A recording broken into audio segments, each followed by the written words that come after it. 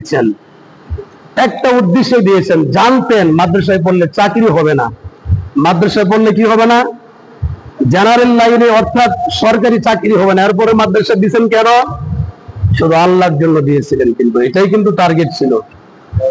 আলহামদুলিল্লাহ, আমরা আল্লাহর জন্য দিন শিখেছি এবং আল্লাহর জন্যই আমাদের সব কাজ হতে হবে। বলেন, কার জন্য হতে হবে? আল্লাহর জন্যই হতে হবে। এরপর আমরা যে কর্মসংস্থানে ঢুকছি, মাদ্রাসা মসজিদ যেখানে ঢুকছি, বলেন কার জন্য ঢুকছি? আল্লাহর জন্যই তো, নাকি আসলে চাকরির জন্য, টাকা পয়সার জন্য? বলে এক থেকে অনেক পথ আছে, যেই পথে গেলে যেই টাকা বেতন পাই, হাদিয়া পাই, তার থেকে 3 গুণ ইনকাম করা যায়। কিন্তু আমরা কেন ঢুকেছি?